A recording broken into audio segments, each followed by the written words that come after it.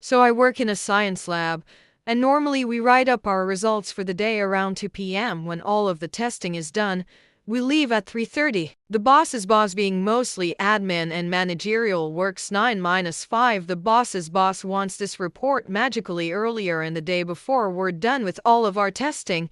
He walks into the lab holding one of the reports. This is paraphrased. "I need this earlier. You guys are always giving it to me after the day's already over and I can't make any changes. I need to know what's going on sooner rather than later to make adjustments. 11 would be much better." I try explaining the report's done at 2 because that's when all of the numbers are in.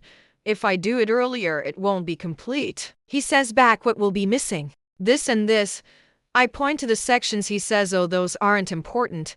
We don't make changes based on those." So I ask him to send me an email as a reminder to me and to the rest of the lab as well so they can make this change. "Will do." He walks back down to his office and sends it. I'm floored. So I ask my direct boss and she smiles too, knowing what would happen. For the full month we comply, but we leave 2 uninteresting numbers off the daily report every day simply because the numbers aren't in yet.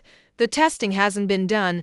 Everyone in the lab is on board with this. So the end of the month comes around and the boss is looking to print out his monthly compliance report and he has a big empty section for 2 pages. He can't figure it out. All of us have left by 3:30.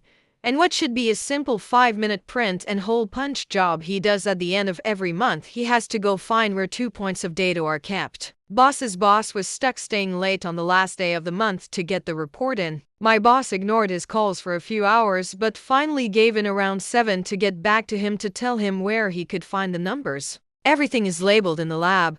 He should have been able to resolve it himself. He was there till about 8 putting data in.